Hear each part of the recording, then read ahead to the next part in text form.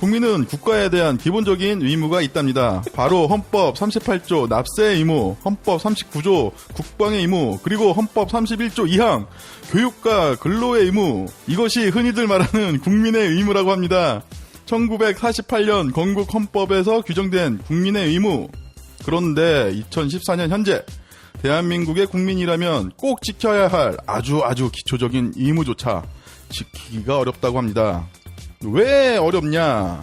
매년 본인이 좋든 싫든 사회에 쏟아져 나오는 사회인이 어마어마하다죠. 그중 취업전선에 뛰어들어서 근로의 의무를 다하는 사람은 몇이나 될까요? 세금이 안 거치니 교통경찰 아저씨들까지 철야까지 단속을 하고 있어요. 또 군대는 어떤가요? 최근 많이 좋아졌다고 해도 군내에서 빽 있는 사람들은 땡보 같죠. 이런 문제의 모든 것들은 교육에서 비롯됐다고 생각합니다. 어거지 같지만 왠지 그럴싸해 보이죠? 그래도 교육은 저희가 말할 주제가 못 되니 국민의 납세의 의무를 다해 성실한 납세자가 되면서 동시에 일로서 자기 성찰까지 할 수 있도록 해보자. 뭐 이런 마음으로 마이크를 잡았습니다. 이렇게 주저리 떠드는 저는 취중 잡담에 헛소리를 담당하고 있는 이기삼이고요. 취업만 10년 넘게 취재해서 2개의 손으로 100개의 기사를 마감하신다는 백수 이국명 취업 전문 기자와 함께 자리하고 있습니다. 안녕하십니까, 부장님. 예, 안녕하세요. 오늘부터 취중 잡담에 참여하게 된 이국명이라고 합니다. 예, 안녕하십니까. 저희가 취중 잡담인데, 저희가 또 잡의 이 잡이 좁이죠. 영국식 발음으로 좁. 그렇죠. 네. 저희 취중 잡담은 지금 허슬한 제 작업실, 홍대에 있는 작업실에서 녹음을 하고 있고요. 저희 이 녹음실 안에는 노트북 2대와 그리고 캔맥주 2개가 있습니다. 예, 아까 이쁜 아가씨가 한 분 계셨는데 저희가 너무 쑥스러워가지고 보내버렸습니다. 제가 아니고 부장님 보내셨죠. 저희의 유일한 방청객 1호였는데. 네. 아직까지 방청객까지는 저희가 좀 부담스럽고요. 예. 저희 이 프로가 아주 잘 돼서 이제 방청객 한 10명, 100명 이 정도 모일 때까지 되면 그때 이제 방청객을 받도록 하겠습니다. 그때는 취업 토크 해가지고 콘서트를 한번. 예. 근데 저희가 이제 취중 잡담을 준비를 하면서 본격적으로 취업을 어떻게 할 것이냐라는 가이드. 이게 또 크게 말하면 개인의 생존을 어떻게 영위할 수 있는 수단을 어떻게 찾을 것이냐라는 이야기를 나눌 건데요. 취중 잡담을 준비하면서 저희 부장님하고 저하고 공통점이 하나가 있었어요. 그러게요. 저도 그런 게 있을 줄이라는 생각을 못 했었는데. 네. 예. 사실 저희 둘이 각자 20대에 2일을 냈었어요. 네, 그렇죠. 네. 이거 들으니까 이국명 부장은 20대 때 시력급여를 2번이나 받았다고. 예, 2번 크게 울었습니다. 그리고 저는 20대 때 백수로 결혼해서 가장이 되었죠. 예. 백수 가장. 진짜 취중 잡담처럼 이게 술이 없으면 할 수 없는 얘기를 여기서 또 꺼내야 될 것 같은데요. 네, 지금 마시고 있잖아요. 예, 그러게요. 술 한잔 마시면서 이제 또 얘기를 좀 풀어보겠습니다. 네. 제 20대 때 대학을 졸업할 때가 이제 말하자면 그때만 해도 취업이 그렇게 어렵지는 않았어요. 제가 그렇게 좋은 대학은 아니었지만 과가 경제학과였고 그래가지고 그때만 해도 취업 추천서라는 게 있었어요. 요즘도 없지 않아 있긴 하지만 제가 졸업했을 때는 이제 90년대 IMF 들어가기 좀 전이었는데 그때만 해도 취업 추천서란 게 저희 과에 막 돌아다니면서 너 이거 추천서 가지고 갈래? 가지고 가시면 않을래? 이런 얘기가 나올 정도로 솔직히 저희 과에서 취업을 못한다는 생각을 가진 사람은 거의 없었습니다. 웬만하면 다 취업이 됐어요. 유학 가지 않거나 저처럼 대학원 가거나 이런 사람들 빼놓고는 취업이 다 돼서 가지고 전혀 걱정이 없었는데 저는 이제 말하자면 이제 대학원을 가서 조금 더 놀아보겠다. 이런 생각을 가지고 대학원을 갔다가 말하자면 IMF라는 말도 안 되는 이제 생각지도 못했던 이제 폭탄을 맞은 거죠. 그래서 제가 대학원을 졸업하고 할 수 없이 이제 취업 전선에 뛰어들게 됐는데 그때는 2년 사이에 상황이 완전히 180도로 변한 거예요. 180도가 아니라 360도, 720도로 완전히 변한 거예요. 취업하고 싶어도 IMF 터지고 바로 다음 해였으니까 어디 원서조차도 낼 데가 없었습니다. 98년도. 그렇죠. 아. 98년도에 졸업을 했는데 그것도 여름학기 졸업했거든요. 제가 대학원도 코스모스 졸업. 예, 2년 만에 졸업을 못하고 좀 더 많이 놀아가지고 2년 반 만에 졸업을 해서 대학원도 졸업하고 나니 이제 참 암담하더라고요. 그래서 할 수 없이 그래도 운 좋게 이제 저희 교수님이 저를 좀 이쁘게 보셔가지고 네. 그 국책연구원에 이제 석사연구로 들어갔습니다. 이야. 그래가지고 석사연구로 들어가서 좀 하다가 우연찮게 제가 예전부터 이제 기자란 무엇일까, 기자를 한번 돼보자 이런 생각을 가지고 이제 그런 생각이 있었는데 우연찮게 이 모 경제신문사에 채용 공고를 보고 이제 지원을 하게 됐죠. H로 시작하죠? 예, 그렇습니다. 근데 또 제가 그렇게 열심히 공부를 한 게 아닌데 제가 또 시험은 좀 운이 있습니다. 대학 들어갈 때도 그랬고. 그래가지고 이제 합격을 했죠. 근데 예전에 저희 은사님이 항상 그랬어요. 선배를 잘 만나야 된다. 선배 때문에 인생 말아먹는 사람들이 한둘이 아니다. 저는 그때 그 얘기가 무슨 의미인지 몰랐는데 이제 모 신문사에 들어가서 수습 뛰고 뭐 여러 가지 이제 조금 말하자면 경력도 쌓이고 기자 생활을 하다 보니 이제 제 아는 선배가 얘기를 하신 거죠. 요즘 벤처가 뜬다. 내가 벤처를 직접 한번 만들어 볼 테니 너도 같이 해보지 않을래? 제가 그 선배를 되게 좋아했었고 지금도 존경을 합니다. 그렇지만 그때 그 꾀입에 넘어간 거에 대해서는 제가 지금까지도 제 인생이 이렇게 꼬일 줄은 몰랐죠. 아무튼 그때 이제 선배를 쫓아서 벤처 창업에 도전을 했다가 역시나 9개월 만에 말아먹고 9개월 만에. 그렇죠. 네. 그러고 실업급여를 받았어요. 근데 9개월 만에 말아먹었는데 실업급여가 나와요? 보통 뭐 1년 뭐 이렇게 되는 거 아니에요? 아니요. 9개월 만에도 나옵니다. 회사가 청산했으니까. 그래가지고 실업급여를 받고 이제 한 3개월을 이제 백수 생활을 했죠. 한국 얘기하면 안 되는데 H 신문사에서는 다시 돌아오라고 하는데 솔직히 그때는 또 젊은 패기에 나갔던 데를 어떻게 또 들어가냐 뭐 이런 것도 있었고 그러다가 그 신문사의 선배들이 그때 닷컴 열풍이 불면서 또 모 D로 시작하는 모 신문사에 많이 가셨어요. D.com. 그렇죠. 네, D.daily.com. 예. 거기에 이제 디지털 데일리 아닙니다. 아는 선배가 또 오라고 해서 거기를 갔는데 초창기 때는 좋았죠. 말하자면 오프라인이 아니라 인터넷으로만 이제 승부를 보는 신문사였는데 물론 오프라인 신문사를 끼고 있는 데였고 그랬는데 거기 취재기자도 한때는 80명까지 갔었어요. 무지하게 많이 뽑았죠. 요즘 그렇죠. 닷컴에서 취재기자만 80명이면 그러니까요. 특히 경제나 연예부 쪽에는 오히려 오프라인을 능가할 정도의 이제 취재력이 있다는 평가를 받았었는데 또 문제는 뭐냐면 이제 닷컴 열풍이 빠지기 시작하니 이제 신문사도 어려워지고 또 모 닷컴에 이제 말하자면 그 모 신문사와도 상당히 이제 힘들어지고 거기에 견제가 상당히 많이 들어오더라고요. 니네들 이렇게 니네들만 튀어나가면 말하자면 재미없어. 이러면서 점점 사세가 갑자기 기울더니 거기도 한 1년 반 만에 이제 제가 퇴사를 하게 됩니다.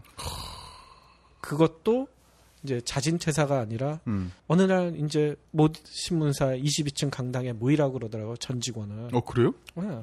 80여 명은? 80명이 더 됐죠. 취재기만 80명이니까? 취재기만 80명이고 그때 전 인원이 한 150명 됐어요. 150명 강당에 다 모이라고 하더니 사장이 이제 발표를 하는 거예요. 앞으로는 이제 우리 취재는 포기한다. 모든 내부 인원은 콘텐츠 관리로 돌린다. 퇴사하고 싶으면 수요일까지 결정을 해라. 퇴직금이랑 위로금은 주겠다. 수요일까지 결정하는 사람만. 저 어떻게 하겠습니까? 기간 딱 정해놓고? 아무튼 저도 이제 결혼을 안 했지만 모아놓은 돈도 없고 한두 푼이 아쉬운 상황이어서 위로금이라도 챙기자. 위로금 받고 퇴직금 받고 그쵸. 퇴직금에 위로금에 실업급여. 네. 그래가지고 2번 이제 어려움을 겪었죠. 그러면서 뭐 지금 요즘도 취업이 힘들다 여러 가지 얘기들 많으신데 90년대 말 그 IMF 저희 세대 때 그러니까 70년생 7170 요때도 지금만큼 많이 힘들었습니다. 그렇군요. 정리를 하면은 우리 부장님은 막차만 타셨네요. 그렇죠. 네. 대학 졸업장 막차, 그리고 스펙 막차, 그리고 닷컴 막차. 그러게요. 이 막차 인생이라니까요, 제가. 첫 차를 타야 되는데, 이게 너무 막차만 타가지고 제가 좀 고생을 하는데, 그래도 또 제가 첫 차를 탄 게 있습니다. 메트로라는 매체. 우리나라에 무료일간지 처음 들어왔었을 때, 그때는 제가 놓치지 않아야 되겠다. 첫 차를 탔죠. 그래가지고 메트로 들어온 지 이제 10년이 됐고, 그 다음에는 이제 실업급여랑 이제 아직까진 빠빠이 하고 있는데, 언제 또 실업급여를 받게 될지는 그거는 장담을 못하지만, 뭐 10몇 년은 아주 저의 인생의 황금기를 보내고 있습니다. 그렇군요. 그래도 이젠 실업급여를 받으면 안 되지. 그렇죠. 그 전에는 솔로였잖아요. 그렇죠. 이제 결혼하고 애도 둘이 있으니 그러니까. 실업급여 받는 그런 아픔이 또 있으면 안 되겠죠. 근데 저는 좀 부장님하고는 좀 달라요. 그 백수로 결혼한다는 게 이게 쉽지가 않을 텐데 특히 재수 씨께서 제가 보기엔 상당히 미인이시고 지금 봐도 이렇게 이 대표님 같은 분이랑 결혼하실 이런 훨씬 더 손해 보시면서 결혼하신 것 같은데 어떻게 꼬셨는지 그게 참 궁금합니다. 사실 뭐 그거는 사랑의 힘이었고요. 믿어야 되나요? 제가 백수인데 어떻게 결혼을 했느냐가 중요한 게 아니고 백수 가장이 어떻게 직업을 찾아가느냐가 중요한 것 같아요. 그렇죠. 네. 저는 제가 이제 28에 결혼을 해서 28에 빼빼로 데이에 결혼을 했어요. 11월 11일. 네. 그러고 29, 1월 3일 날 출근했을 거예요, 아마. 1월에 영업 개시일이니까 아마 3일 아니면 4일일 거예요. 이게 뭐 한 달 좀 넘는 기간이 짧으면 짧지만 되게 길면 기는 시간이거든요. 그렇죠. 정말 저는 이제 그동안 배운 게 도둑질이라고 공부했던 거, 그리고 아르바이트 했던 거, 일했던 거, 이런 게 이제 광고 쪽하고 홍보 쪽 일을 했었어요. 그래서 저는 좀 커뮤니케이션 쪽에 좀 더 자신이 있으니까 나는 좀 PR 전문가가 되고 싶다. 당시에는 이제 PR이 뭔지 모르는, 저희 부모님 아직도 제가 무슨 일 하고 있는지 몰라요. 그렇죠. 저희 와이프도 그냥 뭐 가끔씩 뭐 신문에 기사 내는 뭐 그런 일 아니야? 그러면 나는 기자가 아니란다. 뭐 이런 이야기를 아직도 그렇죠. PR에 대해서 전문적으로 이제 자세히 아는 분들이 좀 옛날보다 많이 좋아졌어도 지금 많이 좀 없죠.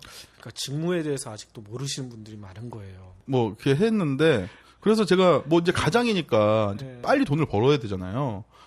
그래서 나는 대학원도 그래 나 때려쳤고 내가 그래도 나름대로 고학력은 아니어도 고학력이 될 뻔한 사람이니까 나름대로 뭐 눈높이가 있었었고 지금은 영어를 전혀 못하지만 당시에는 이제 한국에 들어온 지 얼마 안 됐으니까 그래도 스피킹이 좀 됐어요. 라이팅과 그 있잖아요. 라이팅과 리딩은 안 돼도 스피킹이 잘 되는 그러한 유형의 사람이었거든요. 그러니까 회화가 되신다는 얘기 아니에요? 네, 그렇죠. 그것도 슬랭으로. 요즘 그런 사람이 먹힌다고 얘기를 하던데. 그래서 이제 이력서하고 자기소개서를 진짜 한 150통 넘게 다 지원을 했어요. 그러니까 PR회사. PR 회사도 그렇고 아니면은 뭐 그냥 홍보. 아는 선배 통해서 이제 나왔던 뭐 중소기업, 중견기업 뭐 이런데. 그러니까 다 해도 안 되는 거예요. 정말 나는 가장이어서 뭘 해도 이제 돈을 벌어야 되는데 나는 하고 싶은 이 일이고 그렇다고 다른 쪽에서 연락을 오지만 내가 하고 싶은 일이 난 이 일을 하면 좋아하는 일을 하면은 오래 할 수 있을 것 같은 그런 생각에 그래서 정말 뭐 150도 넘게 뭐 이력서를 내고 그 중에서 한 뭐 50여 군데를 면접을 보면서 점점 이제 회사의 그레이드가 떨어지는 거죠. 그렇죠. 네, 중견기업, 중소기업, 그 PR 펌도 그레이드가 다 있잖아요. 그렇죠. 네, 뭐 그 맨 위에는 뭐 미디컴, 뭐 PR원, 뭐 프레인, 뭐 이런 데가 있고 그 밑에 또 이렇게 이러는데 또 그레이드가 이렇게 툭툭 나눠져 있는데 그 중에서 이제 당시에는 이제 뷰티크 PR 펌이 있었어요. 근데 거기서 이제 저를 이제 신입으로 받아주신 거죠. 그러면서 이제 거기서 이제 업무를 생뚱맞게 배우면서 이제 1년 만에 이제 PR 원이라는 그래도 그레이드가 또 높은 최고의 PR 회사 중에 하나로 꼽히는 데잖아요. 지금의 최고의 PR 펌은 IMC 플러스라고 제가 잠시 착각했습니다. 네네 커뮤니케이션 네. 펌은 이제 IMC 플러스라고 있고 예. 네. 지금 그래서 뭐 PR원이라는 곳에서 근무했었고 예. 뭐 미디컴이라는 곳에서 근무했었고 그리고 뭐 그래도 나름 뭐 PR 1.5세대인 그 뭐 애플트리 버네이지 애플트리라는 회사에서도 근무를 했었고 그래서 한 10년 동안 이 PR 회사에서 일을 했었어요. 예. 그러고 이제 창업한 지 2년이 돼서 최고의 회사인 IMC 플러스를 제가 직접 만드셨죠. 그렇죠. 깔때기를 예. 맹정신으로 내기도 어렵네요. 예, 네. 그렇군요. 근데 제가 뭐 이렇게 네. 10년 동안에 좀 생각을 해봤더니 사실상 저는 아무것도 볼 게 없는 사람인데 어떤 회사에서 무엇을 했느냐 그리고 이 일을 제가 어떻게 전개를 해나갔고 이 일을 통해서 그러니까 제가 저의 레퍼런스를 통해서 어떻게 스텝업을 계속 해왔느냐라는 게 되게 중요하다는 거를 다 이제야 좀 느꼈어요. 그렇죠. 옛말에 있지 않습니까? 한 우물을 팔아. 뭐 요즘 뭐 인터넷 농담에는 한 우물 파는 게 아니라 여러 우물을 파야 기회가 더 생긴다는 뭐 이런 얘기도 있지만 직업에서 현대 요즘 얘기하는 것들은 이 직무 분석이라는 얘기들이 많이 떠오르잖아요. 네네. 쉽게 얘기하면 한 우물을 파라고 설명을 하는 게 가장 쉬울 것 같아요. 말하자면 예전에는 그 평생 직업 뭐 한 직장 들어가면 죽을 때까지 뭐 말하자면 정년 퇴임 때까지 그 직장에서 남아 있는 게 일반적이었는데 요즘은 그게 힘들죠. PR 회사도 오래 못 다니셨잖아요. 그래도 한 회사를 오래 안 다녔죠. 그렇죠. 네. 저 같은 경우에도 지금 신문사만 3번째거든요. 근데 이 대표님도 그렇고 저도 그렇고 그래도 지금까지 직업이 유지되는 거 보면 말하자면 한 우물을 판 겁니다. 하나의 직무에 대해서만 계속 해왔기 때문에 계속 일이 이어갈 수 있었다. 이런 생각이 들거든요. 근데 보통 보면 그럼 직무? 그럼 직업이랑 똑같은 거 아니야? 보통 이렇게 생각하시는 분들이 많을 것 같아요. 맞아요. 저도 혹시- 맨날 직업과 네. 직무를 계속 헷갈려요. 구분하실 수가 없으시죠? 네, 모르겠어요. 그냥 네. 직업은 그냥 내가 하고 있는 일과 직무도 내가 그냥 하고 있는 일이잖아요. 그렇죠. 뭐 거의 똑같은 유사한 개념인데 쉽게 얘기하면 직업이 큰 개념이고 직무는 직업 안에서 좀 더 세분화된 개념이라고 생각하시면 돼요. 네. 그러니까 뭐 말하자면 직업은 그 생계를 유지하기 위해서 일정 기간 동안 계속 종사하는 일이라고 볼 수가 있는데요. 네. 뭐 말하자면 출판업을 하고 있다. IT업에 종사하고 있다. 금융업에 종사하고 있다. 뭐 게임 회사에 다니고 있다. 그런 것들을 보통 직업이라고 보통 얘기를 하죠. 근데 직무는 뭐냐? 게임 회사 다니는데 모든 사람이 게임 만드는 거 아니잖아요. 그렇죠. 홍보 회사 다닌다고 모든 사람이 홍보하는 건 아닙니다. 홍보 회사에도 여러 가지 직무군이 다양하죠. 그렇죠. 경영지원팀도 있고 뭐 다양한 부서들이 다 있죠. 그렇죠. 기자들도 마찬가지예요. 저도 신문사 들어가기 전에는 다 취재기자만 있는 줄 알았어요. 근데 보니까 취재기자만 있는 게 아니라 편집기자라고 있더라고요. 제목 다시는 분들. 네, 조판하시고. 그렇죠. 그다음에 교열 기자도 있습니다. 오탈자분은. 요즘은 이제 교열 기자가 많이 줄어들긴 하는데 네네. 교열 기자도 있고. 그다음에 디자인 쪽 기자분들도 계시고 광고분들도 기자라고 합니다. 광고 기자라고 합니다. 다 직무들이 다양하고 또 거기도 인사 담당도 있고 IT 쪽도 있고 여러 가지가 있는데 말하자면 IT 회사 신문사를 다닌다고 해서 모두 취재 기자가 아니듯이 그 뭐 직업을 가지고 있다고 뭐 출판업을 하고 있다고 해서 모든 사람이 출판하면 하면 가장 먼저 생각하는 뭐 책 편집하고 이런 것만 하는 게 아니거든요. 근데 이 직업과 직무의 구분이 왜 중요하냐면 출판업을 하고 있었을 때 자기가 출판 편집을 직무로 가지고 있었다고 하면 자기의 말하자면 출판업 다른 회사로 이직하기가 쉬워져요. 그렇죠. 뽑을 때도 그럴 거 아닙니까? 홍보회사도 마찬가지일 거예요. 홍보회사에서도 말하자면 홍보 뭐 만든 분야가 있을 거 아닙니까? IT 쪽 홍보를 맡았다. IT 홍보하고 있는 회사로 이직하기가 쉬워지죠. 요즘 같은 데는 뭐 직장 길어야 보통 한 5년? 그쵸? 10년 넘게 다니면 다들 네. 뭐라고 하더라고요. 저도 메트로 네. 와서 지금 10년, 11년째 돼가는데, 그렇게 많이 다니라고 생각들을 보통 안 하죠. 저도 이제 수석 기자들 새로 들어오고 하면, 또 이 회사 몇 년 다닐라 하면 보통 길게 얘기야. 한 7, 8년? 뭐, 이 정도 얘기를 하죠. 보통 그 다음엔 또 다른 회사를 가거나 뭐 이렇게 생각을 하는데, 자기가 인사 담당자라고 생각했었을 때, 사람을 뽑을 때 보면 이 사람이 뭐 일단 기자를 뽑는다고 했었을 때 IT 담당했다가 산업 쪽 했다가 생뚱맞게 또 연예 쪽 했다가 또 스포츠도 했네. 이런 사람 뽑을까요? 안 뽑죠. 홍보도 마찬가지일 겁니다. 네. 홍보도 전문 분야들이 있고 직무가 있었을 텐데 어느 날은 홍보를 했다가 한 몇 년은 또 그 안에서 인사도 담당했다가 또 어떨 때는 재무를 담당했다가 이런 분들 뽑으실까요? 이 대표님도 그런 사람의 경험을 높게 평가를 할지 안 할지 생각을 해보시면 아실 거예요. 예. 자, 그럼 이거 정리를 할게요. 요거는 좀 정리. 사장님, 그러면은 직무와 직업을 다시 한번 좀 정리를 해보면, 직업은 내가 언론계에 종사를 한다. 언론계 종사자는 직업.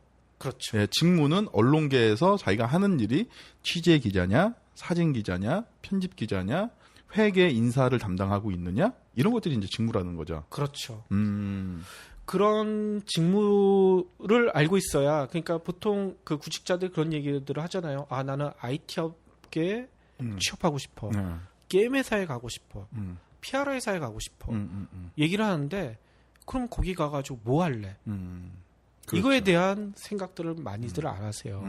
그래가지고 말하자면 겉모습만 보고 가는 거죠. 말하자면 겉모습만 보고 여러 가지 거기에서 실제로 자기가 해야 될 일, 하고 싶은 일에 대한 파악은 안 하고 말하자면 IT 회사 멋있어 보이잖아요. 어디 가서 얘기하기도 좋고 PR 회사 말하자면 뭐 미디컴이나 PR1 멋있어 보이죠. 이런데 들어가고 싶다고 생각을 하는데 그럼 들어가서 뭐 할래에 대한 생각에 대해서 고민이 없었다는 얘기가 되는 거죠.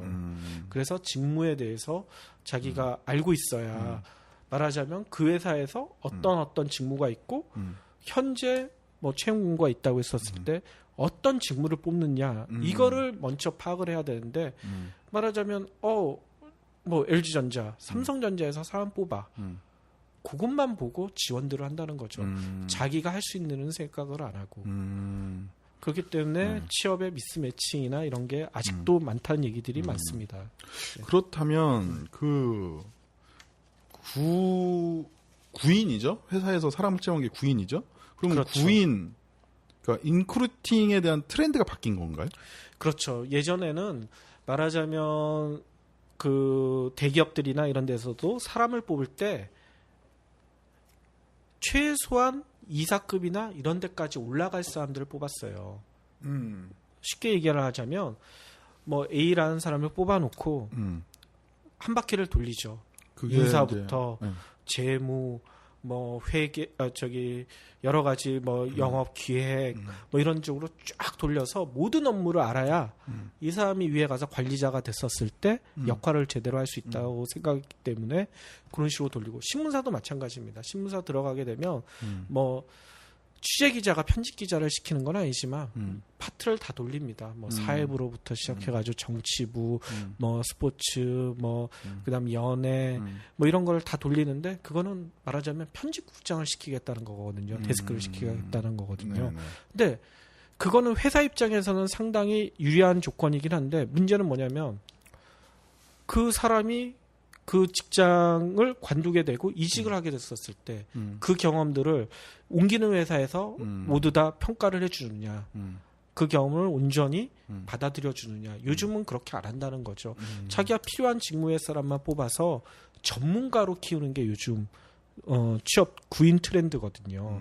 그러니까 그 모든 회사에서 그 사람을 뽑아가지고 그 사람을 그 분야의 전문가를 만드는 거가 있고 말하자면 관리자나 사장들은 요즘 공모들 많이 하잖아요. 외부에서 다 뽑습니다. 굳이 내부에서 키우려고 생각들을 별로 안 해요.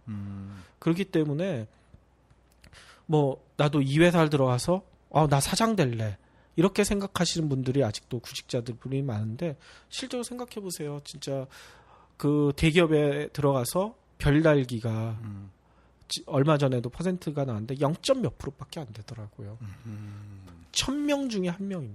1000명 중에 많아야 2-3명입니다. 그 사이에 다 나가야 되는데 그러면은 여러 가지 경험을 해가지고 이제 말하자면 임원이 못 됐어요. 그러면 그 사람은 뭘 할 거냐? 진짜 치킨집 해야 된다는 얘기밖에 안 나오는 거죠. 그럼 보면은 그런 것 같아요. IMF 이후로 기업도 그렇고 기업에 속해져 있는 직장인도 그렇고 서로의 일에 대한 게 좀 달라진 것 같아요. 뭐냐면 그렇죠. 예전에 저희 아버님만 해도 저희 아버님도 뭐 좋은 회사에 다니셨는데 평생 직장 이런 개념이 있었거든요. 예. 평생 직장으로 뭐 신입부터 시작해서 뭐 위로 올라가는 것까지 해서 이제 뭐 전체적인 거를 이제 다 했는데 IMF가 되고 나서 구조조정으로 많은 사람이 잘려 나가고 회사에서는 뭐 구조조정을 해야 되는 상황이고 뭐 즉 그러다 보니까 이제 직원들도 몸값이 있으면 빨리 좋은 데로 인크리팅 하는 게 좋으니까. 그렇죠. 네. 예전 저희 아버지 세대만 해도 회사 많이 옮기고 이런 것들은 오히려 너 제가 뭐가 문제가 있지 않을까 여러 가지 안 좋게 봤었는데 요즘은 주변에서 봐도 회사 잘 옮기고 다니면 쟤 능력 있어. 보통 그렇게 생각하잖아요. 쟤는 네. 도대체 무슨 능력이 있길래 저렇게 회사를 잘 옮겨 다닐까 이런 생각들을 하잖아요. 근데 이게 자기의 직무에 대해서 제대로 파악이 안 되면 그게 힘들다는 거죠. 그렇죠. 예. 그러니까 저도 그런 것 같아요. 그거 보면은 옛날에는 신입사원부터 얘를 임원까지 달게 하기 위해서는 이 회사의 모든 걸 알아야 되기 때문에 그 순환보직제라고 하잖아요. 그렇죠. 네, 각각의 뭐 인사도 하고 마케팅도 하고 영업도 하고 그 회사의 모든 부서를 이렇게 돌아다니면서 네, 인재를 키워 나갔는데 지금은 이렇게 순환보직을 하는 거는 경영교육을 시키기 위해서 사장 오너의 아들들이 그렇게 한다고? 그렇죠. 그러니까 말하자면 그 황금 숟가락을 가지고 태어나지 못한 분들은 네. 솔직히 말하자면 사장이 될 수 있을까에 대해서 임원이 될 수 있을까? 물론 꿈은 크게 꿔야 된다고는 하지만 현실적으로 힘들고 요즘 같은 시대에는 그러니까 평생 직업, 평생 직장이 아니라 평생 직무에 대해서 고민을 해야 된다는 얘기들이 많이 나오고 있어요. 그리고 이 직무 분석이 중요해진 이유 중에 또 한 가지가 있어요. 뭐라자면 요즘 뭐 취업 경쟁률 웬만하면 100대 1, 뭐 1000대 1까지도 가는 데가 있더라고요. 어마어마하네요. 근데 웃기는 거는 뭐냐면 그렇게 높은 경쟁률을 뚫고 들어갔는데 얘네들이 못 버티는 거예요. 1년 만에 나오는 사람이 예를 들어 10명 중에 3명 이상이라는 거죠. 웬만한 대기업에서. 10명 중에 3명. 삼성, LG, SK, KT 다 마찬가지로 합니다. 그러니까 이거는 기업도 손해고 구직자들도 손해예요. 일단 기업들은 사람 뽑는데 비용이 상당히 많이 들어간대요. 뭐 이제 대기업 인사 담당자한테 들어봤는데 한 명을 뽑아서 걔를 1년 동안 교육시키고 뭐 하는 과정에 들어가는 돈이 평균 1000만 원 이상이랍니다. 한 명한테 그렇죠. 투자하는 돈이 교육비만. 교육비만. 근데 걔한테 월급도 줘야 되죠. 여러 가지 뭐 건물 쓰고 뭐 이런 것까지 기자재비까지 하면 이 한 명한테 들어가는 돈이 엄청날 거 아닙니까? 근데 얘가 들어와서 이래 보니 나랑 안 맞아. 자기랑 안 맞는다고 그냥 나가버리니까. 1년 만에 들어왔는데 1년도 지나지 않아서 나랑 안 맞아 하고 나가는 애들이 그렇게 많으면 회사한테 무지하게 손해되죠. 그렇죠. 그리고 구직자들도 마찬가지예요. 그렇게 들어와가지고 내가 해봤더니 이거 나랑 안 맞아 하고 나와버리면 그동안에 자기 그 기업에 들어가기 위해서 투자했던 시간 또 기업에 들어가서 고생했던 시간이 말하자면 말짱 없어진 도루묵이 된다는 얘기인 거죠. 그러면 그 친구는 또 다른 걸 찾아야 가는데 말하자면 그 전에 다녔던 경험이 그 새로운 직장에 갔었을 때 새로운 직장을 구할 때 말하자면 그 인정을 받을 수 있느냐 100% 100% 못 받습니다. 2년 이상의 경험을 못 쌓은 거는 인정을 어느 기업도 인정을 안 해줘요. 네. 네, 보통은 2년이면 정말 소위 말하는 짝치는 일, 네, 그렇죠. 허드렛 네. 일부터 시작을 하니까. 네. 근데 또 웃기는 게 있어요. 이 관두는 사람들, 구직자들, 1년 사이에 관두는 구직자들에 대해서 설문조사를 해봤는데 네. 이게 되게 의미 있는 얘기가 나온 게 직무 적응 실패가 43%, 근무 환경 불만이 14%, 57%가 나와요. 두 개가 비슷한 얘기거든요. 네. 자기가 생각했던 직무랑 안 맞는다는 얘기인 거죠. 그러니까 이 친구들은 회사의 겉모습만 보고 들어가가지고 자기는 이런 일을 할 줄 알았는데 카본이 자기가 생각했던 일은 안 시키고 딴 일만 시킨다는 거예요. 그거에 대해서 불만을 품고 나오는 친구들이 많다는 거죠. 물론 신입사원들한테 처음부터 뭐 중요한 업무를 맡기고 이렇지는 않겠지만 아무튼 자기가 생각했던 직무가 아니라서 관두는 친구들이 많다는 얘기입니다. 그렇군요. 그래서 직무에 대해서 미리 생각을 하고 가야 되는데 기업들도 그래서 요즘 이제 채용 트렌드가 바뀐 게 뭐 삼성에서 하는 삼성 직무 적성 검사 요즘 뭐 사트라고 하던데 SSAT도 이게 용어를 보면 그 삼성 직무 적성 검사예요. 네. 삼성 직업 적성 검사가 아니라 현대차 그룹도 HMAT 이 검사도 직무 적성 검사입니다. CJ 그룹, LG, 롯데 다 요즘 하는 검사가 직무 검사예요. 그러니까 그렇군요. 직업에 대해서 검사를 하는 게 아니라 이 사람이 말하자면 뽑는 직무에 얼마나 어울리느냐 이거를 보는 거죠. 근데 아직도 구직자들은 그 직무에 대해서 생각을 안 하고 그 기업 내가 삼성 가가지고 IT업에 종사하고 싶다. 요생만 가지고 가면 이제 문제가 심각해지는 거죠. 쉽게 얘기하면 얼마 전에 우리나라 그 월드컵 16강 떨어져서 우신 분들이 많을 텐데 보시면 아시겠지만 패스는 열심히 해가지고 골대까지 갑니다. 근데 골을 찼는데 골은 안 들어가요. 홈런. 그렇죠. 뭐 우리나라 마찬가지, 우리나라뿐만 아니라 일본도 패스 여러 번, 패스는 아주 잘한다고 하죠. 근데 골 안 들어가요. 그래서 누가 그 얘기했잖아요. 패스 많이 한다고 한 골 주는 거 아니다. 근데 구직자도 마찬가지입니다. 직무에 대해서 생각을 안 하고 말하자면 스펙만 열심히 쌓는 거예요. 그 기업에 가기 위해서, 삼성에 가기 위해서 뭐 영어도 공부하고 그다음에 해외 활동도 하고 자격증도 따고 스펙만 열심히 쌓아놨는데 그럼 패스만 열심히 한 결과랑 똑같은 거예요. 결국 취업이 안 되잖아요. 그러니까 저도 그거 뭐지? 저도 그 설문조사를 보니 뭐 취업 담당, 그러니까 인사 담당자가 가장 가장 쓸데없는 그 스펙으로 꼽은 게 석사, 박사, 그렇죠. 석박사 그리고 어학연수 뭐 이런 거더라고요. 네, 이 대표도 다 했고 저도 그런 쓸데없는 스펙이 너무 많습니다. 근데 지금 구직자들은 그게 더 심해졌죠. 그런 스펙을 쌓기보다 자기가 원하는 그 직장이 있으면 그 직장에서 어떤 직무를 뽑는지를 보고 그 직무에 어울리는 거를 준비를 해야 된다는 거죠. 말하자면 뭐 삼성전자에서 소프트웨어 개발자를 뽑는데 괜히 그 하드웨어 공학이나 뭐 이런 거에 관련된 자격증 따서 삼성에서 뽑아주느냐? 절대 안 뽑습니다. 그 직무에 어울리지 않는 자격증은 다 쓰레기통으로 가요.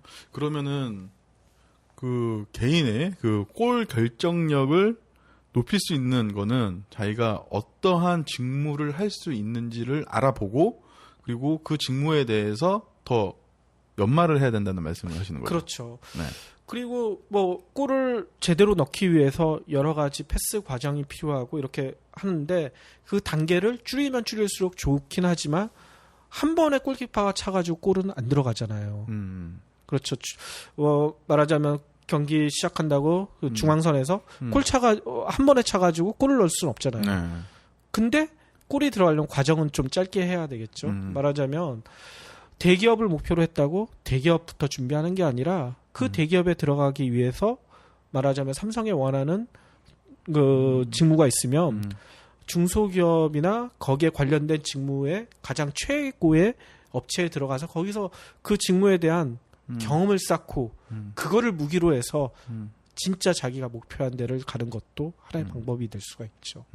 저를 말씀하신 것 같은데 전 삼성 못 받고 이거는 뭐 맞는 얘기는 아니지만 그냥 디스 아닌 디스를 한다고 하면 그냥 궁금해서 예. 예. 근데 삼성이나 대기업 같은 경우에는 그런 거 있지 않아요?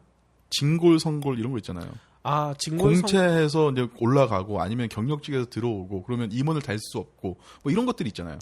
아, 그런 건 있는데 아까도 얘기했듯이 임원은 아무나 다는 게 아닙니다.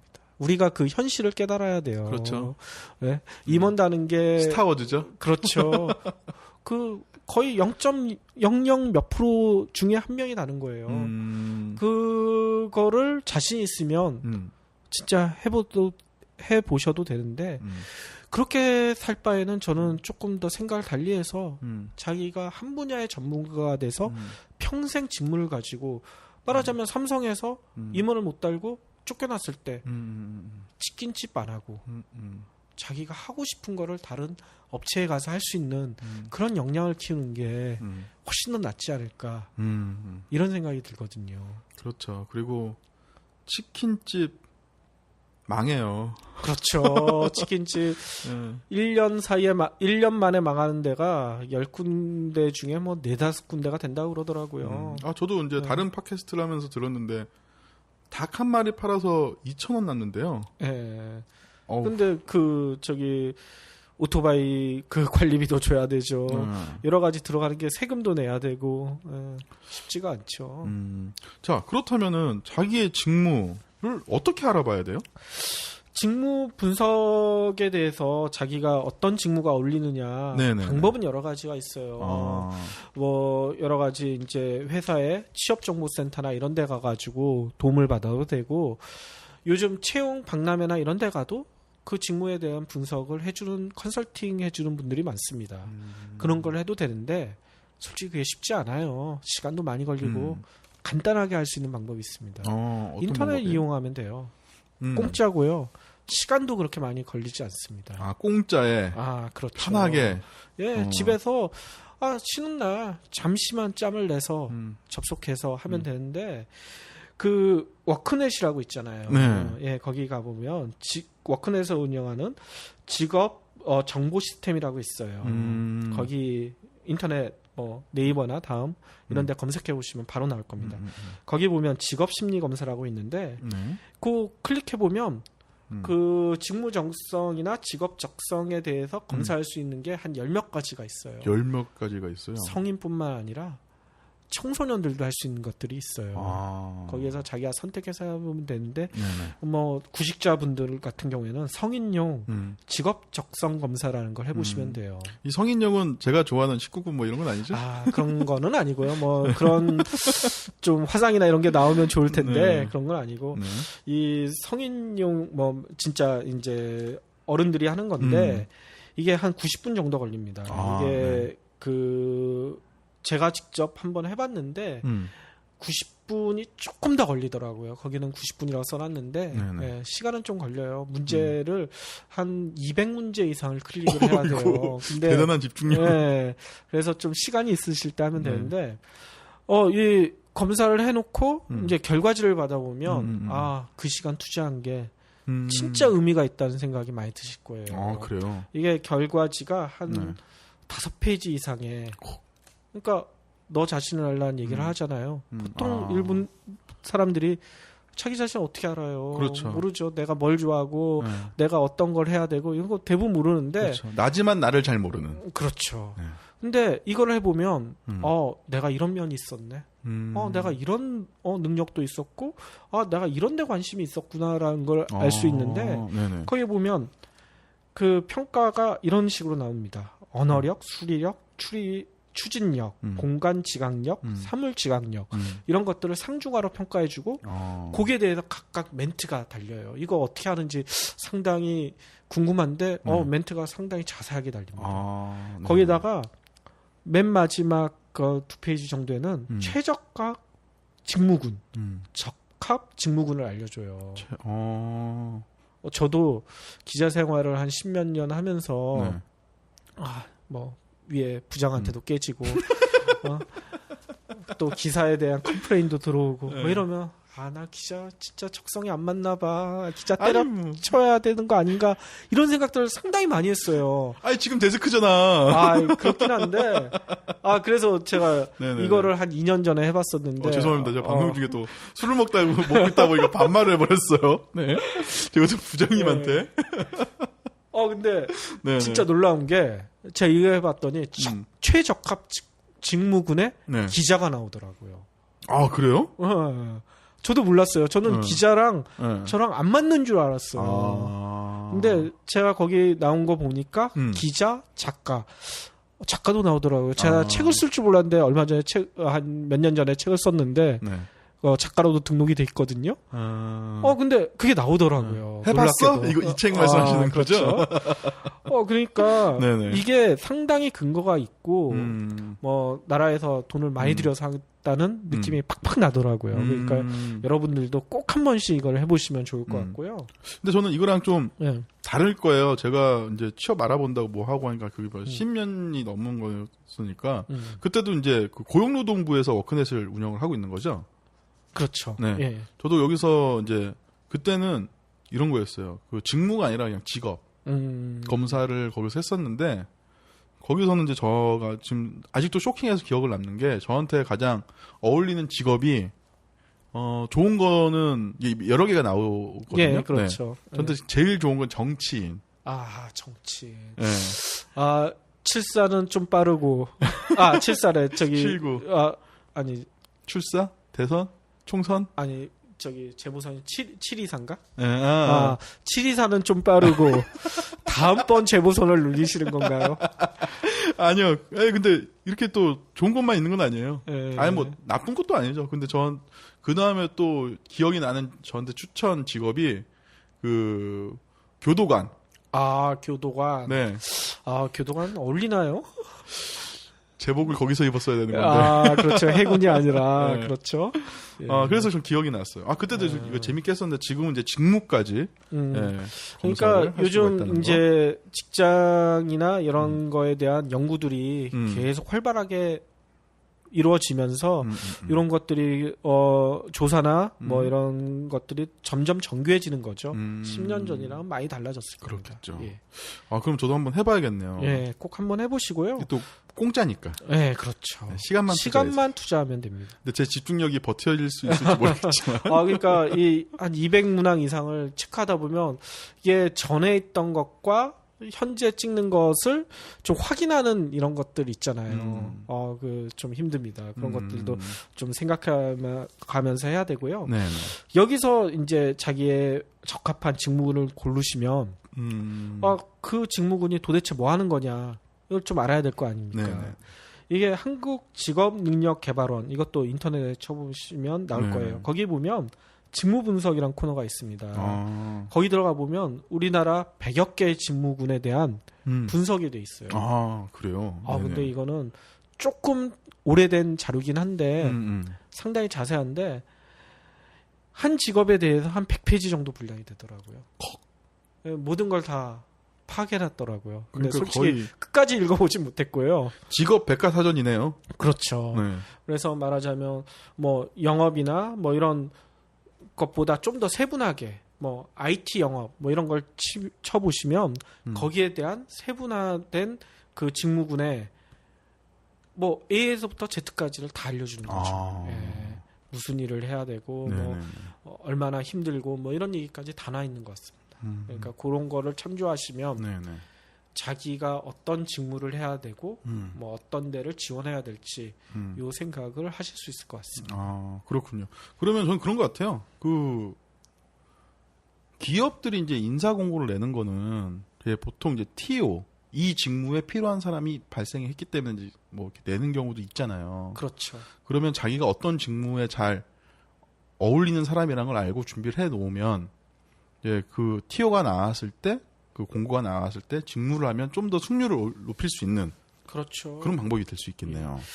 제가 인사 담당자들 만나서 이렇게 얘기를 들어보면요. 네, 반드시 공채 때만 지원하는 게 아니라 네. 미리 지원하시는 분들이 합격하실 확률이 많다는 얘기들을 많이 하세요. 아, 뭐냐면 내가 이런 해당 직무군에 능력이 있으세요. 음. 말하자면 소프트웨어 개발 쪽에 능력이 있어요. 근데 그 업체에서는 아직 소프트웨어 개발 쪽에 TO가 안 난 거예요. 안 뽑죠. 공고도 안 나고. 근데 미리 나는 이런 능력이 있고 이 회사에서 진짜 일을 해보고 싶다. 미리 지원을 하는 겁니다. 인사팀장님이나 이런 일자리에 TO가 나오면 연락을 주십시오. 인사팀장님들이 그런 분들한테 100% 연락을 드립니다. 그러면 그분들은 네. 그 회사에 대한 애사심도 보여줄 수가 있고 이런 직무에 대해서 얼마나 준비를 열심히 했느냐 이것도 증명이 되는 거죠. 그 회사에서는 안 뽑을 이유가 없는 거죠. 그렇군요. 제가 그러면은 PR원으로 갔던 게 뭐냐면 제가 뭐 채용 소식이 나서 간 건 아니었어요. 그냥 제가 이력서를 어느 한 팀장님이 갖고 계셨고 그렇죠. 네, 다른 팀에 티오가 났을 때 제 이력서가 들어가서 네, 제가 삼고초려를 당하고 PR원으로 제가 이직을 했었죠. 깔때기를 들이대네 이렇게. 그렇군요. 네, 이게 같은 현상인 거죠. 그렇습니다. 예, 네. 요즘 그 채용 공고 날 때까지 기다린다. 이건 너무 요즘 같은 그 채용이 힘든 시대에 취업이 힘든 시대에 쉽지 않은 일이고요. 자기가 얼마나 적극성을 띠고 열심히 노력하느냐 취업의 승패가 달릴 수가 있어요. 요즘 뭐 기다리고 있는 사람한테 누가 그 떡을 주고 그거 하겠습니까? 자기가 얼마나 적극성을 보이고 또 그런 적극성을 보인다는 거는 그 회사에 대한 애사심도 있다는 걸 증명할 수가 있는 거고요. 그러니까 노력하는 사람한테만 기회가 생기고 여러 가지 그 취업에 대해서도 성공할 확률이 높아진다는 거죠. 그렇군요. 알겠습니다. 그러면 최근에 그 넥슨이 이제 공채를 시작을 하고 있잖아요. 예, 지금 게임 업계가 난리가 났습니다. 네. 넥슨에서 뽑는다고 해서 이제 혹시나 자기가 데리고 있는 팀원들이 옮길까봐 모든 게임 업계 팀장들이 긴장을 하고 있다고 하는데요. 네. 넥슨 그 패밀리 4개사에서 한꺼번에 경력직을 찾고 있죠? 그렇죠. 뽑는 숫자도 생각보다 많더라고요. 50명에서 100명. 아, 그래요? 네, 그러니까 근데 또 넌저시 얘기하기에는 마음에 드는 사람이 있으면 100명도 더 뽑을 수 있다는 얘기를 하시더라고요.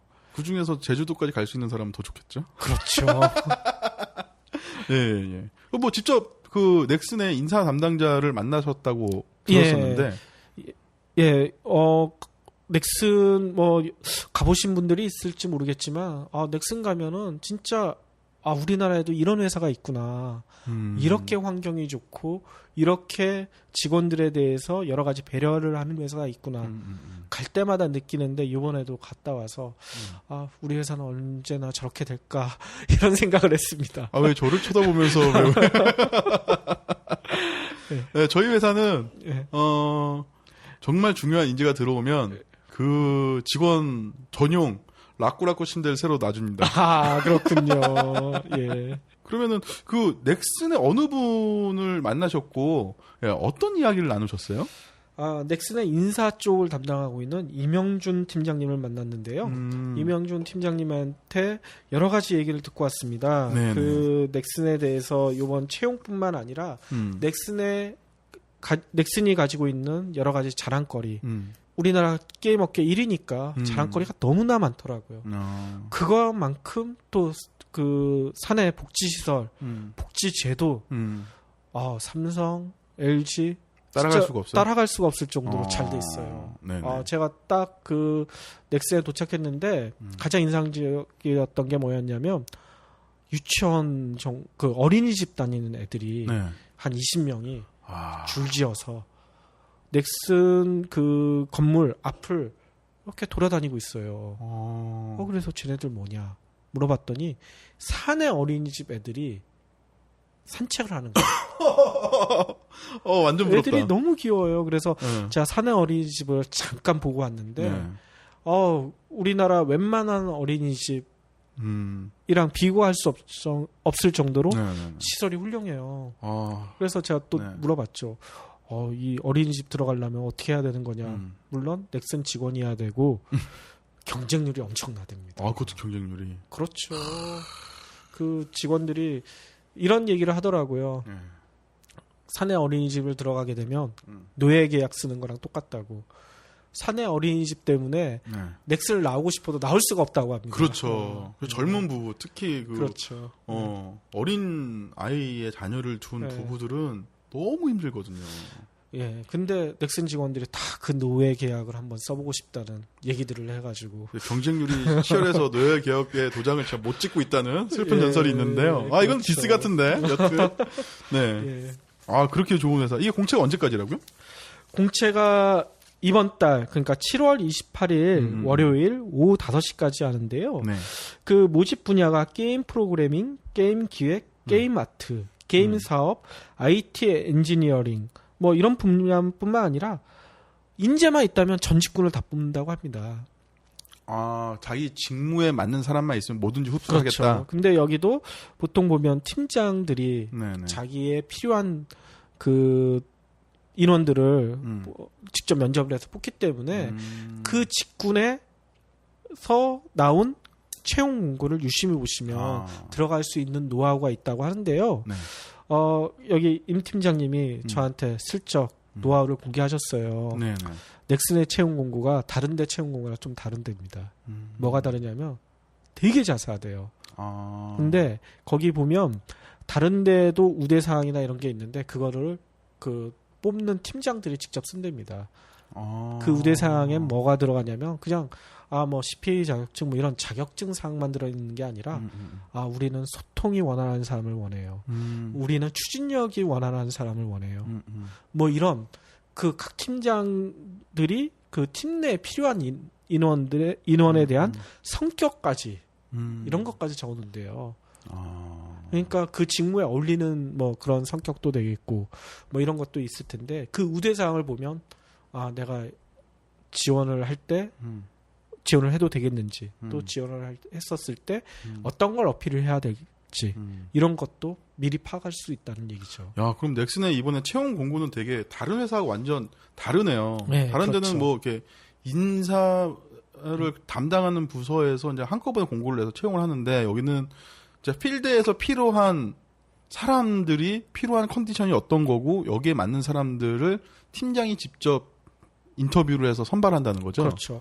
그러니까 이 이유가 뭐냐면 넥슨도 직무 중심의 채용이 지금 진행되고 있고 그건 뭐 벌써 몇 년 전부터 네네. 이렇게 직무 중심의 채용을 하기 때문에 네. 이런 식의 제도를 취하고 있다고 합니다. 이명준 팀장님이 넥슨에 들어가기 위한 노하우를 공개하셨습니다. 네. 요거는 요번에 경력직 채용뿐만 아니라 신입직들이 들어갈 수 있는 노하우를 공개하셨는데요. 되게 재밌더라고요. 여기에서 여러 가지 그 대학원생들이나 대학생들을 위한 프로그램을 운영하고 있는데요. 그 프로그램이 취업과 바로 연결되더라고요. 저도 요번에 처음 듣고 그 IT 업계나 이런 데 관심 있는 친구들은 꼭 한번 지원해 보라고 권하고 싶어요. 네. 한번 들어보시죠. 네. 이제 발표 프로그램이 뭐 NOS라고 해서 넥슨 오픈 스튜디오라고 해서 지금 진행하고 있는데요. 어제는 이제 필기 테스트 했었고 그 전국의 프로그래머들이 실력을 겨루는 거예요. 알고리즘이나 자료 구조 이런 게임 프로그래밍에 관련 실력을 겨루는 거고요. 뭐 처음에 그 테스트를 해서 한 200명 정도를 모집을 하고 저희가 매주 온라인으로 문제를 줘요.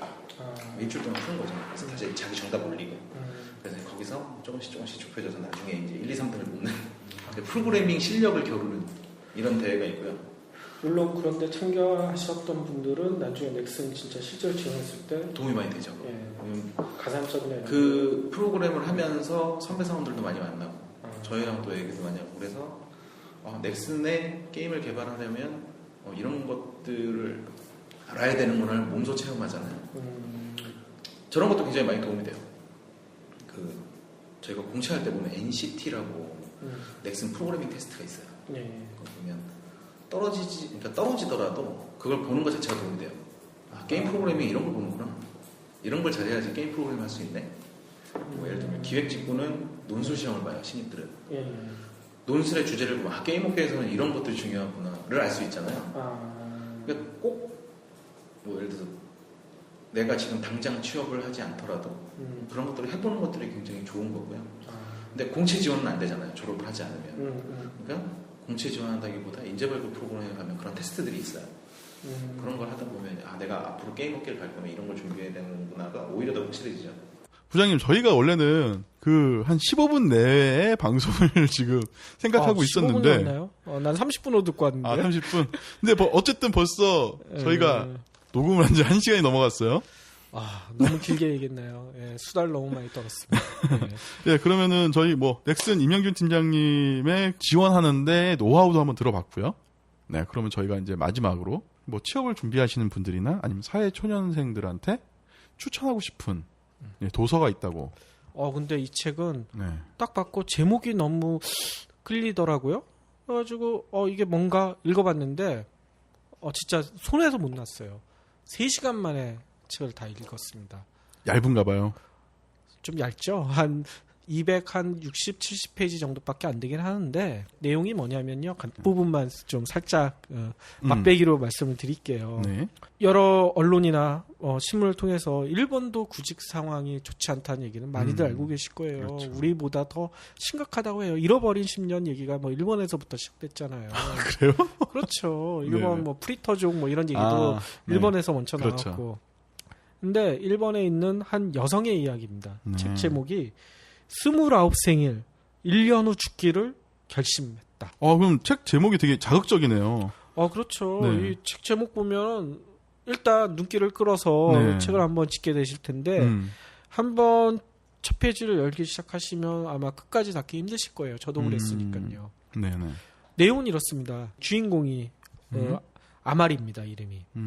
이 여성도 파견 사원으로 근무를 해요. 우리나라처럼 비정규직이죠. 비정규. 네.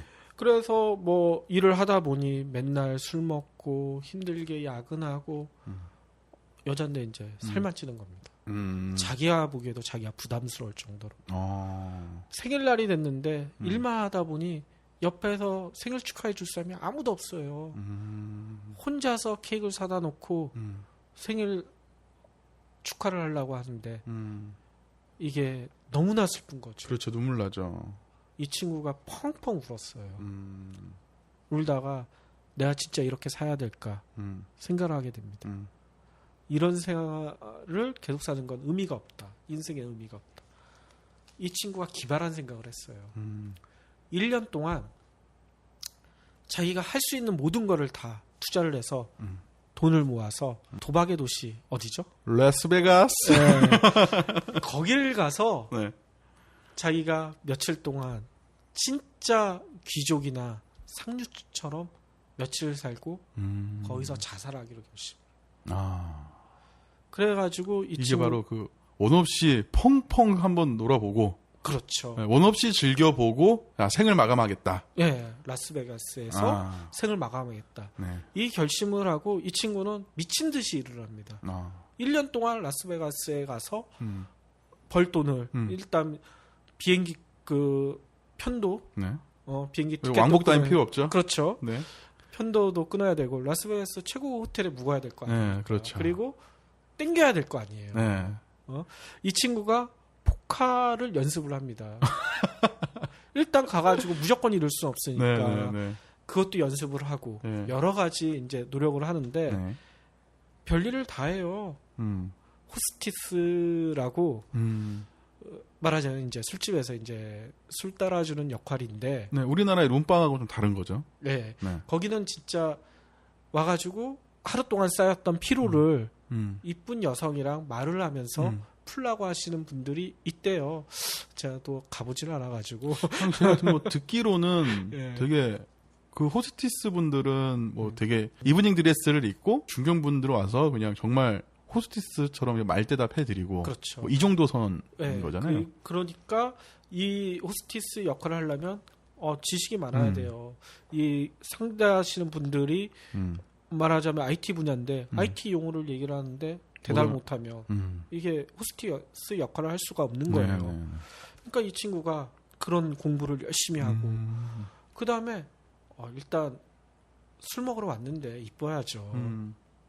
열심히 노력을 합니다. 살 빼기 위해서. 그 몸매도 가꾸고 운동도 하고 거기다가 돈을 벌기 위해서 누드 모델도 해요.